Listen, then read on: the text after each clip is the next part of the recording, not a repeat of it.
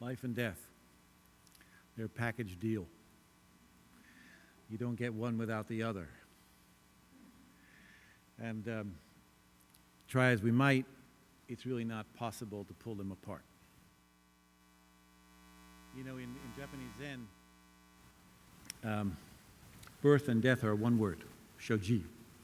And there's no separation between birth and death except a very small hyphen that connects the two. There's no way to be really fully alive without embracing death. And this death, it's not waiting for us at the end of some long road or at the end of an illness. It's here, in the very marrow of our experience. She's the secret teacher. And because she's such a good teacher, she helps us to discover what matters most. And the good news, the really good news, is that we don't have to wait until the end of our life to learn what she has to teach. To imagine, in fact, that at the time of our dying, we will have the physical strength, the emotional stability, the mental clarity to do the work of a lifetime is an absurd gamble. This is ridiculous. Don't wait for that. I think without a reminder of death, we, of course, start taking life for granted. We get caught up in self-gratification. We get swept away. Whereas when we keep it really close at hand, right at our fingertips, I think what happens is we take ourselves and our ideas a little less seriously. I think we don't hold on so tightly. And I think this engenders in us a certain kind of kindness toward one another. It's the ephemeral nature of this life, the impermanence of this life that points us to how precarious it is. Absolutely precarious. I know a man who died and fell into his soup. Yeah, at the dinner table. It's absolutely precarious. And because of that, it puts us in touch with just how precious it is. Then we don't want to waste a moment. Then we want to jump into our life with both feet. Yeah. I'm not a romantic about dying. I've been around a lot of people who died. I don't have any romantic notions about it anymore. It's the hardest work we will ever do in our life.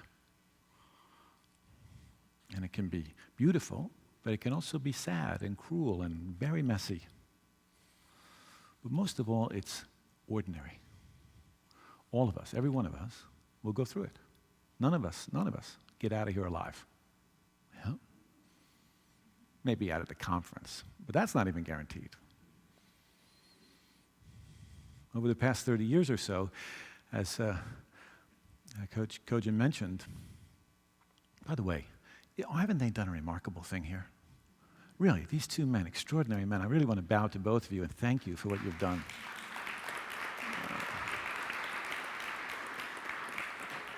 I just think it's phenomenal that all that they've done and that we're all here together. Anyway, over these years, I've gotten to be with a lot of people, a few thousand people I've sat with at their bedside. And most of them were ordinary people, regular people like you and I. People who had to face what was impossible or what they imagined was unbearable, walking toward their own dying or accompanying someone they loved through their dying. Yet most of them, almost all of them, found in themselves and in the dying process the resources, the insight, the strength, the courage, and the compassion to meet the impossible in extraordinary ways. Some of these people I worked with, they lived in really terrible conditions. When we started Zen Hospice, I worked mostly with people who lived on park benches behind City Hall or in single-room occupancy hotels. We taught prostitutes how to take care of each other and alcoholics how to take care of each other and the desk clerk in the Ambassador Hotel how to take care of the people that were staying in the hotel. Most of them had lost all trust in humanity. And so if we were going to be of any help to them, we had to be real. Some of them came from cultures that I didn't know, speaking languages that I couldn't understand. Some of them had really deep faith and religious practice, and others of them had lost their faith many years before. Nguyen, Vietnamese man, was scared of ghosts. And Isaiah, who lived in the room just next to him, he was very comforted by visits from his dead mother. Yeah. And there was a man I worked with whose father, he was a gay man, dying of AIDS. His father had abandoned him. He'd thrown him out of the house. I remember calling the father to tell him that his son had AIDS, and he hung up. Some years later, that same father contracted AIDS through a blood transfusion. And I cared for his son and him in the same room, in twin beds, with Agnes, the husband's wife, and the boy's mother taking care of both of them. A lot of people I worked with died young, particularly at the beginning of the epidemic. And then there was Elizabeth, who at 93 said, "Why has death come for me so soon?" Some of them were clear as bells, and some of them couldn't recall their own names. Alex lived alone. He climbed out onto a fire escape one night and froze to death. For some of them, their dying was a great gift. They made remarkable reconciliations with family and with themselves. They found forgiveness and love, kindness and acceptance that they'd always hoped for in their lives. And for others, they turned toward the wall in withdrawal, and they never came back again. All of them, every one of them, were my teachers. And if I have anything of even a little bit of value to share with you, it comes from them. They're my teachers. They showed me.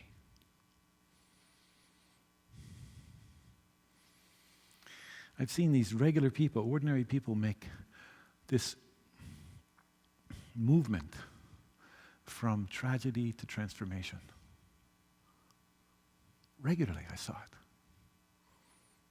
And they discovered in themselves some kind of capacity that arose in the final months, weeks, days, sometimes minutes of their life. The possibility for transformation. Now you might say, that's too late. And I would tend to agree with you. But what's important is that if the possibility for transformation exists then, it exists now.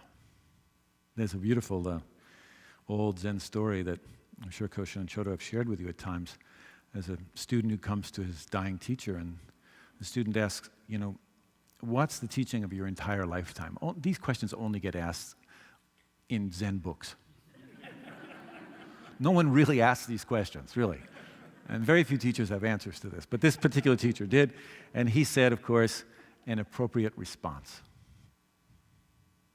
What's the teaching of your entire lifetime? An appropriate response. And the highest teaching, it isn't always the most appropriate one. It can be very profound and liberating in some ways, but not appropriate to the situation. I have lots of tools. I have a big yellow toolbox full of tools. Yeah, but I try not to set those tools down between myself and the clients that I work with. One of us is sure to trip over them. So I don't lead with my tools. I lead with my humanity. And there's no deeper dimension of our humanity than our compassion. Now, in the Buddhist tradition, of course, compassion is inseparable from wisdom. Wisdom and compassion, they're the two wings that allow us to take flight, right? The two pillars that support our practice. Attempts at compassion without any wisdom, well, they get kind of mushy. And attempts at wisdom without any compassion, well, they're pretty heady. So we have to bring them together. And they're tied together in the development of something that you probably know, bodhicitta. Bodhicitta means the heart or the heart-mind's impulse to awaken. Now that doesn't sound very compassionate, actually. It sounds kind of selfish. Until you understand that awakening is the most altruistic thing. It's truly altruistic. It's always about the benefit of others. So awakening comes about by dropping self-cherishing ideas or notions of separateness. Each of us, everybody sitting here, is a manifestation of our most basic, essential nature. Not separate from it, no more than the waves in the ocean. I go to Hawaii regularly, and I have friends there who surf, and they're always trying to teach me about the waves. And I sit on the beach for hours with them, and they show me the waves and where it breaks on the reef and all this stuff, and I don't understand what they're talking about. I just noticed that every wave comes in its own way, crashes on the beach, and gets sucked back out to the ocean again. We're like that. And when we see it in this way, when we understand our basic nature to be this, all these ideas that we have, these fancy ideas of healers and healed and I and other, and well, they just don't hold up anymore. No matter what the slick magazines or the life hackers tell you, mindfulness meditation is always about community. It's always about us waking up together. That's why we're all here together. We want to wake up. And we do that for the benefit of everybody. We're tangled up in each other. We're completely interdependent with everything. And this doesn't require religion or some esoteric teaching to understand this. Everybody here, we can see it and we can ground it in everyday observation. Everybody here wants to be happy. Everybody here wants to have enough food to eat, to have a home, to be loved, to be seen, to be known. No matter how vast our difference is, we have a lot more in common. That's important to remember in the next 4 or 5 days before the election. It's really important to keep in mind. Once we've seen ourselves in others in this way, the way in which we take care of each other changes dramatically. When my left hand gets cut, my right hand reaches out for it immediately to take care of it. It doesn't ask what religion it is or what political affiliation it has, It just cares for it. It's the most natural thing. Children are better at this than adults. My son and I used to walk through San Francisco. He used to come to the hospice a lot. He was about 4 years old at the time, and we would walk down the street through the Tenderloin, and there'd be a homeless man there, and he'd say, "Dad, can we take him home?" And I'd say, "No, Gabe, we can't take him home. I wish we could, but we can't." And he'd say, "That's not fair." I said, "Well, how about if we just bring him for dinner? Can we do that? That'd be good?" "Yeah, that'd be good." So we'd invite the guy into the diner across the street, and the three of us would have dinner together and get to know each other. It's really important to understand this if we're going to understand compassion, because without this understanding of the profound understanding of the nature of selflessness, we will start trying to be compassionate from old models which have us being somebody special, somebody strong, some superhuman person, And then embracing suffering becomes dependent upon some special power,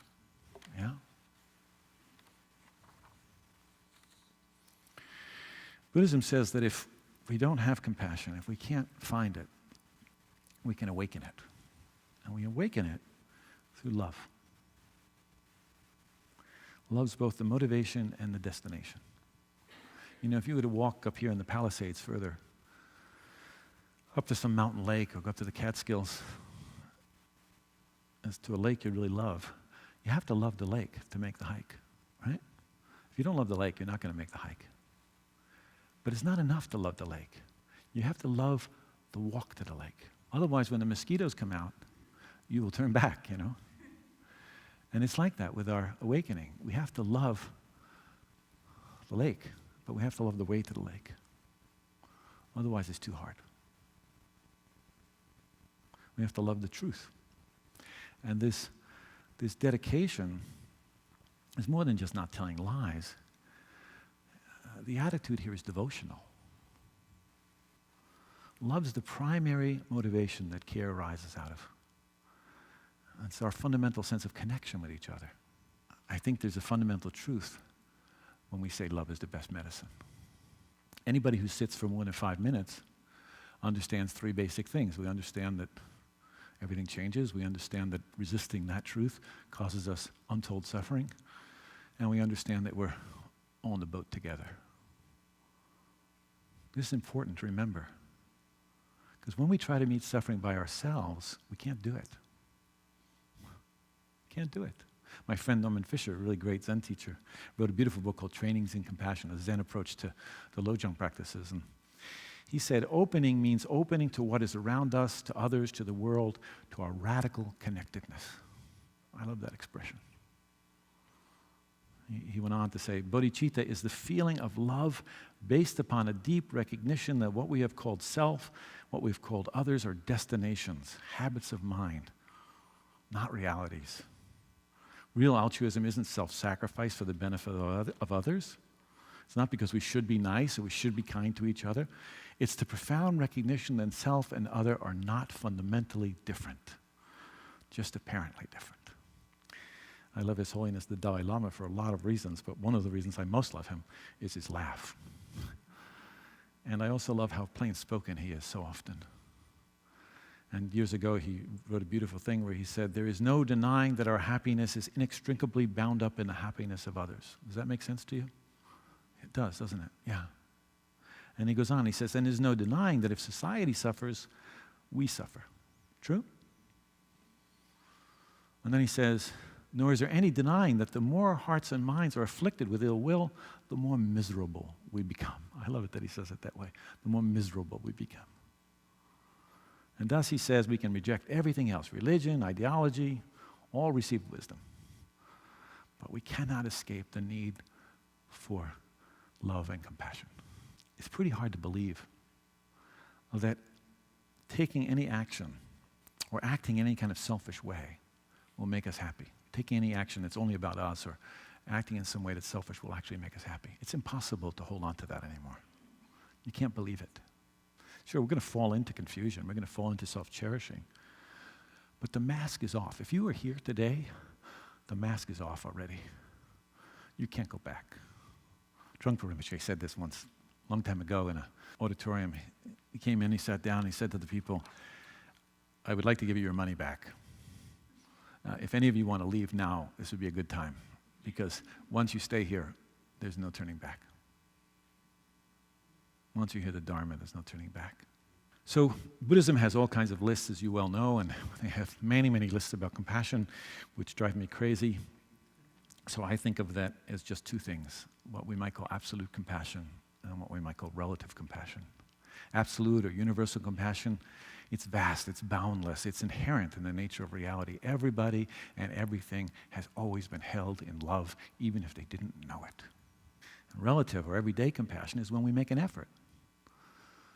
We feed somebody, we change soiled sheets, we listen, we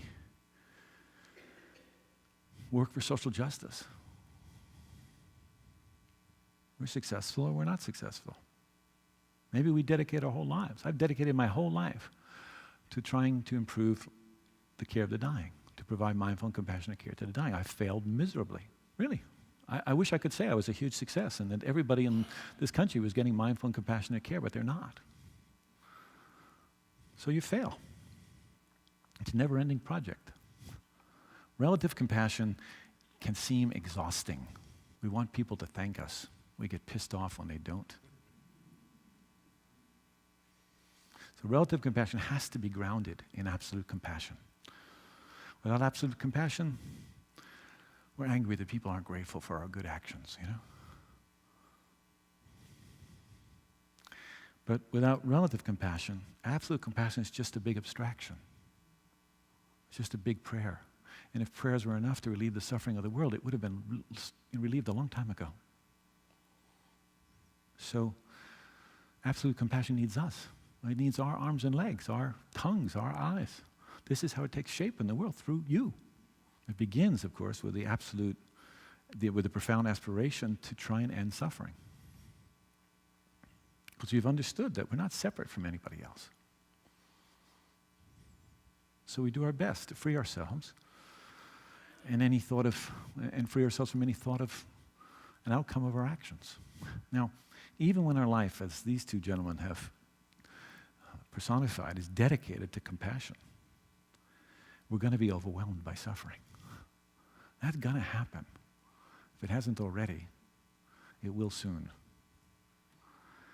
And so we're going to need to pull back in such moments, pull back to engage the resources that we need to meet the situation that's in front of us. I might need to step back and recall experiences where people have been compassionate to me, or where I've expressed my compassion to others. Or I might need to come back and stabilize my attention to meet the emotional overwhelm. Or I might need to engage myself in some life-affirming activity. You know, when I worked with the Zen Hospice, we had sometimes 100 people dying in a week. at times the grief was overwhelming to me. And so I did three things. The first thing I did was I would get body work every week. And I would go to my body worker who didn't try to do anything fancy with me, you know. He would say, "Where today, Frank?" And I'd point to my shoulder or my elbow. And he'd put his finger on my elbow on my shoulder, and I would just weep. And I would cry for an hour. And then I'd get up and I'd say, "I'll see you next week. Thanks." That was it. That was the whole exchange. And then other times I'd return to my cushion because I had to stabilize. I had to cultivate pro-social qualities like loving kindness and compassion. And then the thing I did a lot was I used to go to San Francisco General Hospital where there were a lot of babies that were being born to crack mamas and addicted mothers. And I had a lot of nurse friends there. And so I would go and I would sit in a rocking chair and I would hold crack babies. And I would just rock these babies. And there was something about the innocence of them and the ability to help them sleep that soothed me and reminded me of compassion. A few years ago, I was teaching a workshop like this for a group of doctors and nurses on compassion, and I had a heart attack.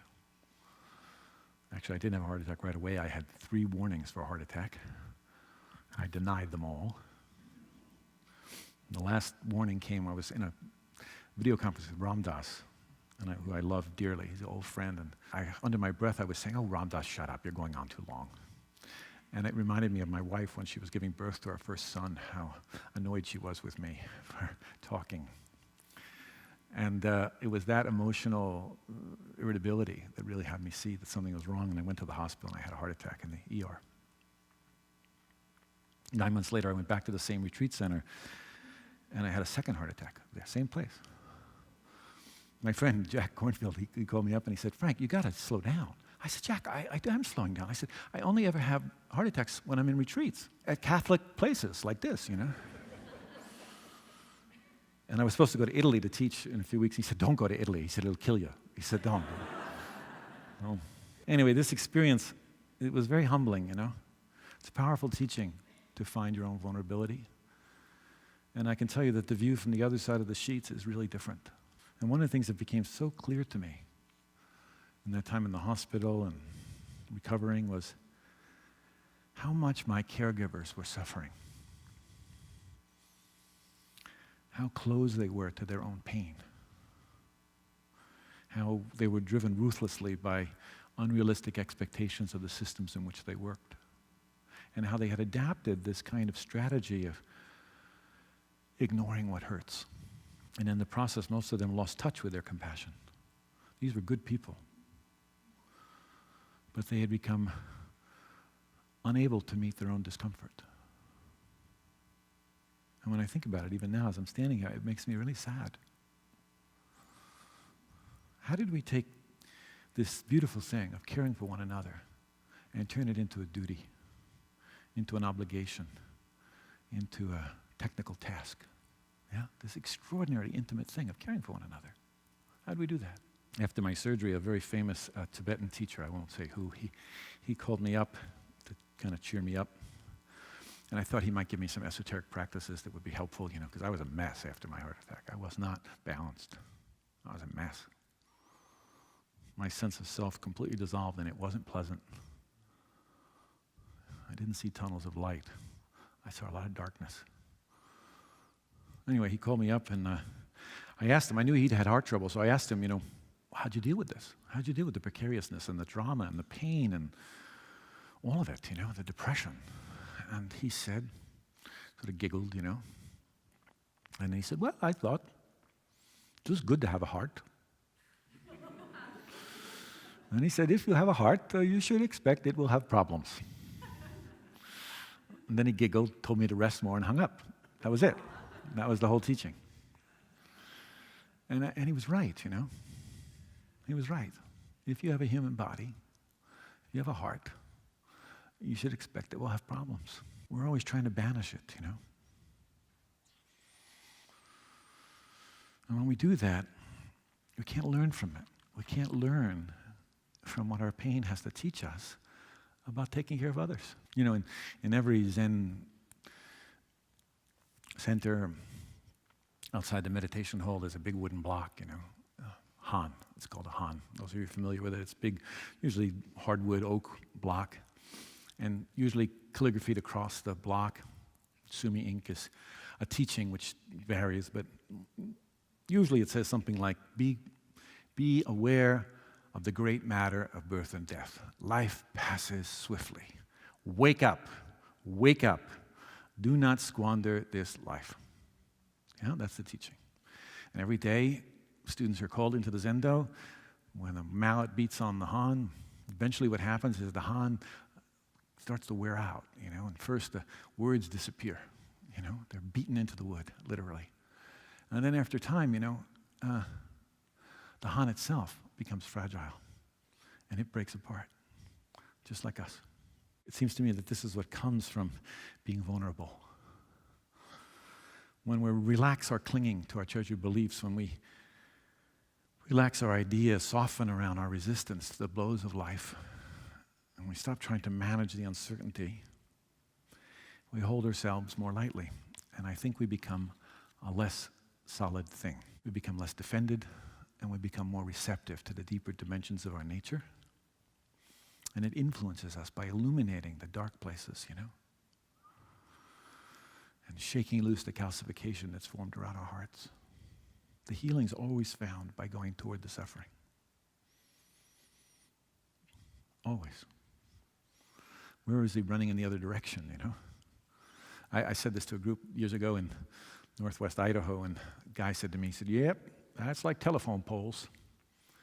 And I didn't know what the hell he was talking about. And I said, what do you mean? He said, telephone poles. He said, you put these telephone poles in the ground. He said, they're big, tall things. They're 40 feet high. And he said, they're unstable when they first set them in the ground. And they can fall. And if they fall on a man, they'll break his back. He said, so I said to my partner, first day on the job, he said, if that pole starts to fall, I'm running like hell that way. His partner, who was an old timer, he said, oh, you don't want to do that. He said, if that pole starts to fall, you want to go right up to it. You want to put your hands right on it. It's the only safe place to be. You understand? We're always running in the other direction, away from our pain, and it hits us in the back of the head. So when our pain is here, the only safe place to be is to go right toward it, to put our hands on it with mercy and tenderness and kindness, with compassion.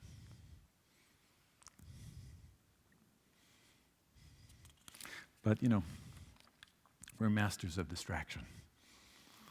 We are so good at distracting ourselves from our pain. This is our primary practice in America. I know everybody here practices one kind or another of Zen or Buddhism or some such thing, but if you think about how you spend your day, how much of your day you spend in mindfulness and how much of it you spend in distraction, you'll see that your primary practice is often distraction and to fend off what we feel is intolerable. Hospices and hospitals, they have a fix-it mentality, and they're environments of expectation. My friend John Kabat-Zinn, he says hospitals are dukkha magnets. They're magnets for suffering. And in such places, there's a protocol and a procedure to get you through everything. And some of that's really necessary. If it hadn't been for those protocols, I wouldn't be standing here with you. Doctors artfully cut veins and arteries from parts of my body and lifted my heart out of its body and sewed me back together again. However, when the emphasis, at least it was for me, when the emphasis is all future-oriented, when it's all about what's going to happen tomorrow, it's very hard to stay present. I had people come and visit me in the hospital, and wonderful people, Buddhist teachers, great practitioners. And they'd say, how are you today? I said, miserable. And they'd say, oh, it's going to be better tomorrow. You'll see. I'd say, yeah, but today it's miserable, Do any of you know who the 5 blind boys of Alabama are? Great a cappella African-American group. Great guys. When I was in the hospital and people were telling me it was going to get better, I didn't believe them. So I was like a teenager. I put on headphones and I listened to the 5 blind boys of Alabama, and I walked the hallways with my IV pole until I borrowed their faith until I could find my own again. A few years later, I was at a concert where they were playing, and I was backstage with them, and I said, hey, I got to thank you guys. You saved my life, And they said, what do you mean? And I told them a story of having heart attacks and all this, and the guy said, when did you do that? And I said, well, told him the time in July it happened, and he said, I was in the hospital same week. I said, how come? He said, heart attack. I said, no kidding. I said, what'd you do? He said, I had the guy sing to me. Really worked. People came into my room, but they didn't really ask me how I felt. They monitored me. They wanted to know where my pain was on a scale of 1 to 10 and whether I was doing my breathing exercises and had a bowel movement that day. I was touched, but rarely was that touch felt as healing. And that's because the staff themselves were driven unmercilessly by all they had to do. I think too oftentimes in caregiving, we focus primarily on problem solving. And what happens is the person, at least this is what happened for me, the person disappears and only the problem remains. I think as caregivers, our job is not just to be problem solvers. I think our job is to be portals. Portals to another possibility. Portals to the wholeness. That's when I feel healed. I don't feel healed because my problems are being solved. I feel healed when I connect with something I lost contact with. Look, how many of you are nurses in the room? Okay, great. So you know what it's like to move somebody from the bed to the commode, right? You've done that 1,000 times probably. You lend them your body. You lend them the strength of your back, the strength of your arms and legs, right? Well, you can lend people the stability of your mind. You can open your heart in such a way that it might inspire them to open theirs. You can do that, yeah? And when you do, you become a true refuge. The word compassion, it's usually translated as suffering with others. That's the general definition. For me, the most important part of that definition is the little word in the middle, with. So what we were saying about giving and receiving a while ago. With is the most important word there, because it implies a kind of intimacy with myself and with the other person. So compassion is known, is felt as a kind of attunement, as a kind of intimacy. When caregivers are only fixated on problems or where they think you should be, there's no attunement. I don't think we help people by taking them away from their suffering. I want to say that again. I don't think we help people by taking them away from their suffering.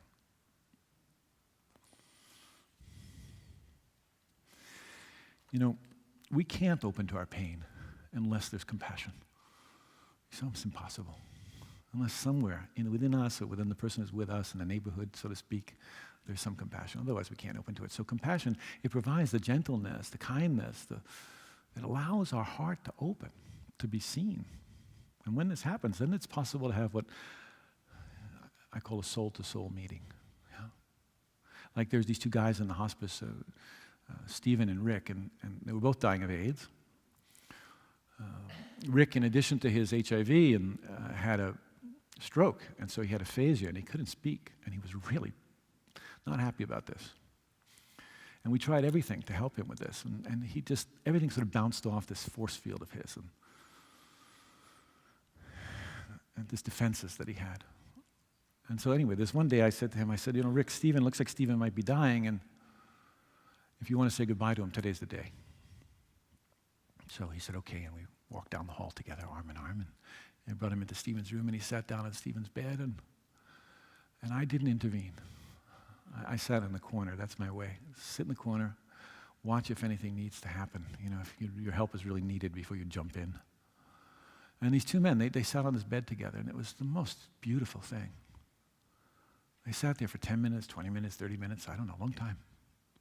And I didn't say a word, not a word. Time passed, you know. And then Rick nodded his head like that. And Stephen said, yeah, that was great. And Rick got up and went back to his room, and that evening Stephen died. See, Rick knew he was looking at his own destiny. He knew that in a matter of days or weeks he would die too. And he was terrified. But Stephen had done his homework. And when you went into his room, you felt like you were going into a sanctuary. He was almost transparent. And so he met all of Rick's fears with love and compassion. It was a soul-to-soul meeting, yeah? Two souls recognizing each other.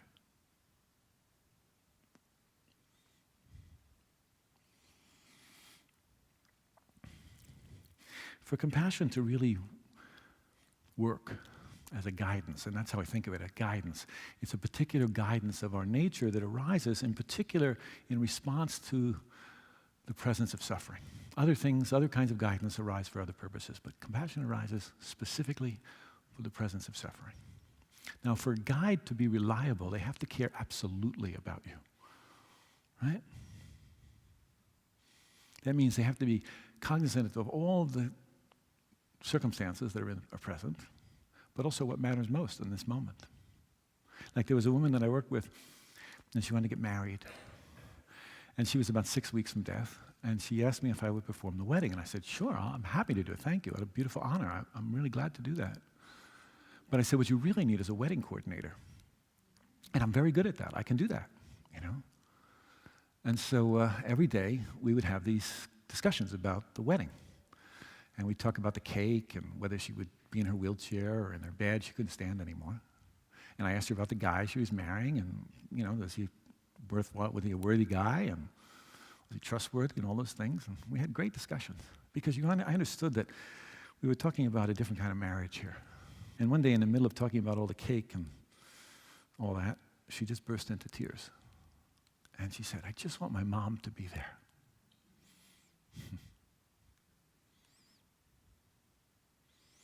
Her mom had died some years before, and so we had to talk about what it would be like if her mom was there, you know? You see, that's what mattered most. Not her cancer, not the fact that she was dying. What mattered most was that she was getting married and she wanted her mom to be there, and that was the face of her suffering. And so compassion has to have this wonderful awareness of all that's going on, but it has a kind of empathetic precision to it. It zeroes in to what matters most. One of the stories we have about compassion is that we should make other people feel safe. And that's good if you can do it. But most of the people I worked with, they didn't feel very safe. They hadn't felt safe in years. But what I found was that when I was actually abiding in a compassionate presence, when I was embodying it, not just as some silly notion, you know, or some Buddhist idea, then the people I was working with, they could see that, and they could trust that. And because they did, they were willing to go to places that seemed really unsafe, that seemed really dangerous to them, in fact, precisely because they were accompanied by compassion, and they weren't going to be left alone.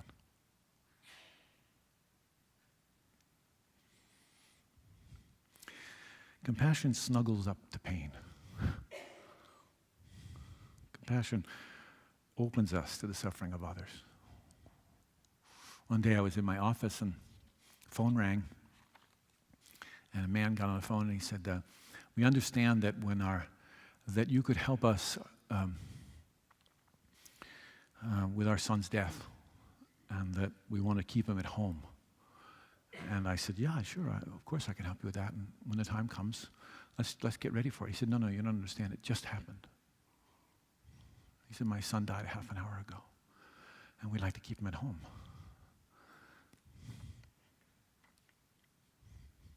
So I said, okay, I'll be right there. And I went to his house, and never met these people before. And I went into their home and into the room of this little boy, 7 years old, died of cystic fibrosis. And following my habit, I went right over to his bed and I leaned over and I kissed him on the forehead. And when I did this, the whole room broke into tears. Because while everybody had cared for him with great love, nobody had touched him since he died. Yeah. So we talked about this process, this ritual of bathing a body. Every tradition, every culture has done it for millennium. And we talked about how they might like to do it. They were great gardeners. And so they went out to the garden and they collected lemon geraniums and rose petals and sage and beautiful herbs. And they made a sort of a basin of these sweet-smelling herbs. And we got towels and washcloths, and just as mom and dad and I in the room with their 7-year-old boy. How many of you are mothers in the room? Yeah. So they started washing this boy's body. They started at the back of his head. We turned him on his side.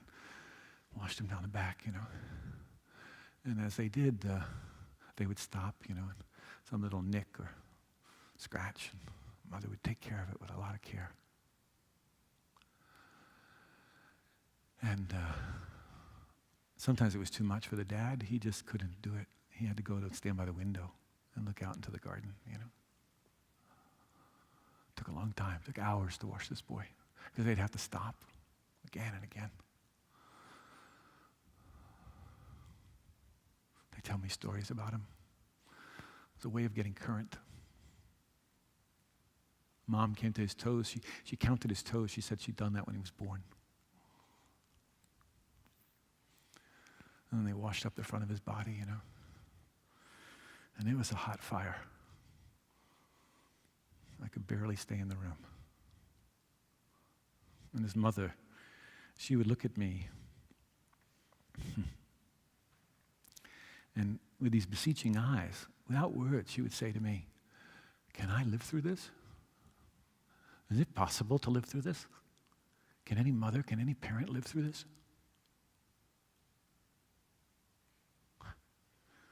And my job was to give her another washcloth and to turn her back toward the suffering, because that's where the healing's always found. And she continued to bathe his body, and she got to his face, and it was so intimate between them. It's like she'd burned through a kind of grief. I don't mean her grief was over. I don't mean to suggest that. I mean that there was no separation between that mother and child in that moment. Maybe like the moment he was born, when they were swimming in the sea of non-separation, Not able to distinguish one from the other. After we finished, we invited his brothers and sisters in the room, and I asked them what he liked to do most, and they said he liked to build model airplanes. So we got all his model airplanes, we made a mobile out of them, and we hung them over the bed, My son was 7 years old at the time.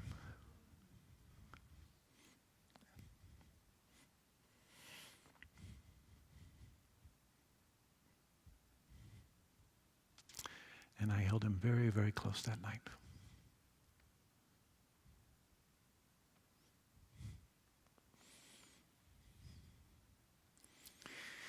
Sometimes I feel like I should put a warning label on the bottle of compassion. I should say to you that if you really open your heart, if you let the innate compassion of your being come forward, a lot of pain will show up in your life. And I don't want to scare you, but I want to prepare you for the truth that pain wants to expose itself to the healing agent of compassion. And so it will find it.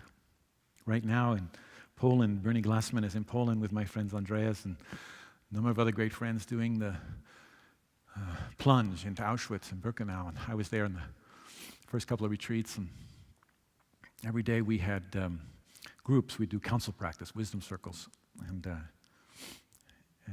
in my circle of 30 or so people, there were people who were coming from all over the world, practitioners, sons of soldiers, and people who had sons of relatives who had died in the camps.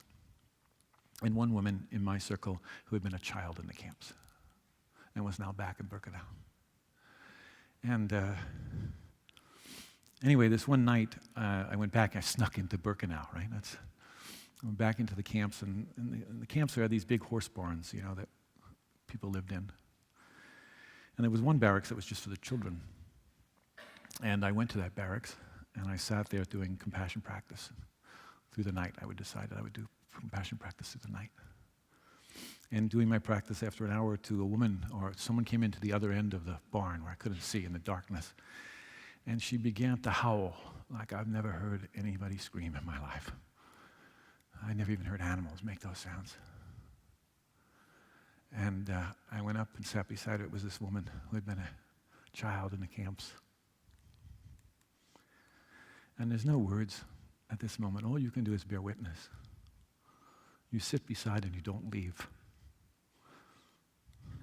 That's what compassion is. You stay in the room when the going gets tough.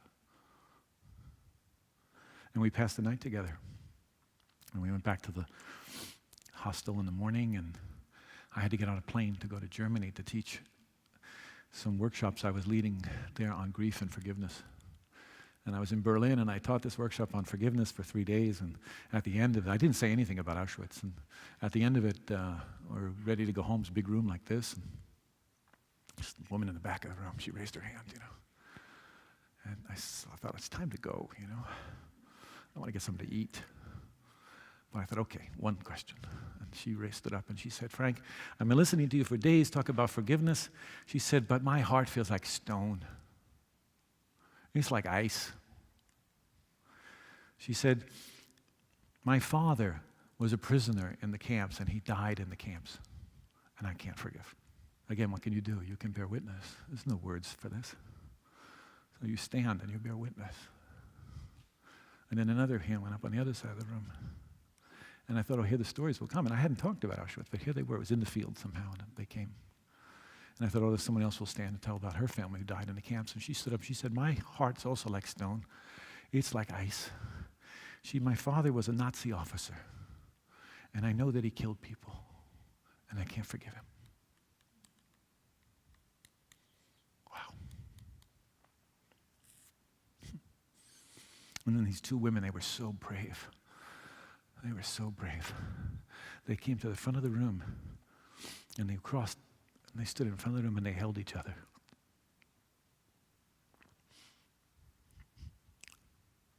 They just held each other. No words. Soul to soul meeting. Your suffering is my suffering.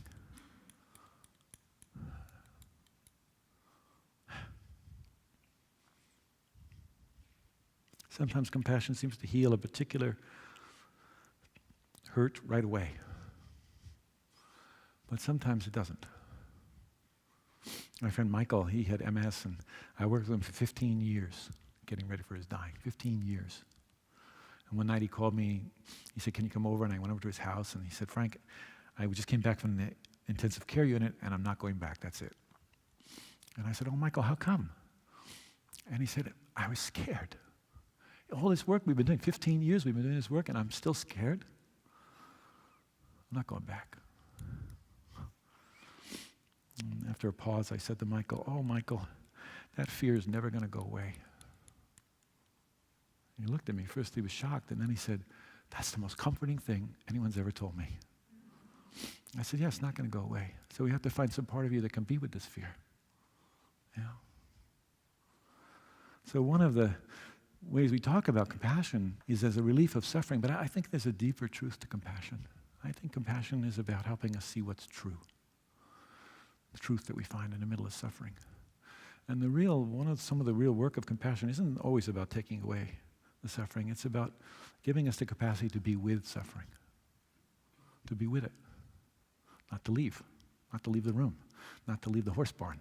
And then by staying with it, our defenses against what hurts fall down, like the walls of Jericho.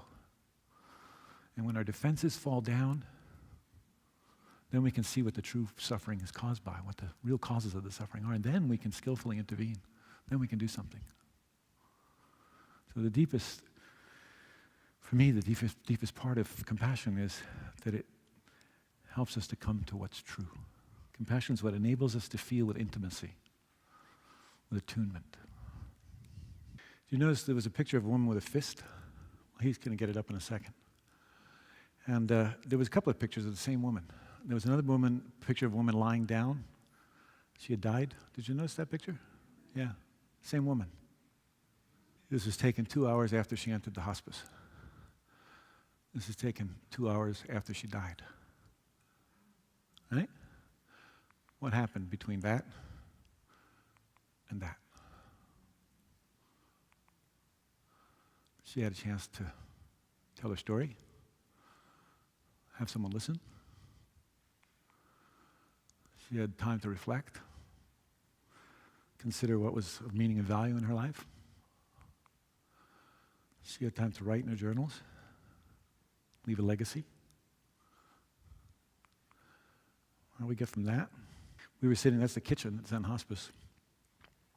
And we were sitting at the table, she was writing in her journals, and I was reading from a book of Japanese death poems. You know Japanese death poems? Well, it's a tradition, sometimes amongst Zen practitioners, but just among people, that on the day of your death, you write a poem that tells the essential truth of your whole life. Yeah? How awake do you have to be for that? And if you don't die that day, it doesn't count. You have to write another one the next day. Yeah? So I was reading this book of Zen death poems, and she said, "What are those?" And I told her about the tradition, and she said, "I want to write one of those." I said, "Okay, you should write one." She said, "What's the form?" I said, "Don't worry about the form, just write it." A few hours later, she called me up to her room. And she said, "Frank, I wrote my poem. I want you to learn it by heart." She didn't say memorize it. She said, "I want you to learn it by heart." I said, "I'd be honored." When people are dying, sometimes they have a gift to give, and somebody has to receive it. So she gave it to me, and I recited it. I had to keep reciting it until she was sure that I knew it by heart. Yeah. And then after she was sure of that, she said, "I want to be cremated with it." That's her death poem, pinned to her bedclothes. Yeah. You want to hear it? She said, "Don't just stand there with your hair turning gray. Soon enough the seas will sink your little island. So while there is still the illusion of time, set out for some other shore. No sense packing a bag. You won't be able to lift it into your boat. Give away all of your collections. Take only new seeds and an old stick. Send out some prayers on the wind before you sail. Don't be afraid. Someone knows you're coming. An extra fish has been salted."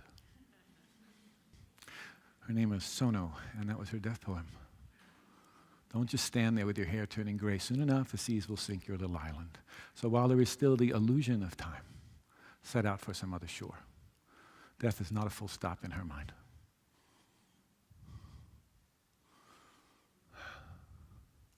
No sense packing a bag. You won't be able to lift it into your boat. So give away all of your collections. Take only new seeds and an old stick. You know how farmers would work? Stick in the ground, seed, stick in the ground, seed. Yeah, that's how we plant the fields, right? This means it's not a full stop. Impermanence is not just about endings. It's not about things falling off the edge of the earth. It's the law of change and becoming. Like only new seeds and an old stick. Send out some prayers on the wind before you sail. Don't try and do this alone. It's too much. Don't be afraid. Someone knows you're coming.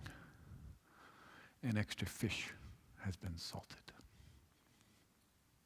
Thank you, Sonu. Thank you all very much.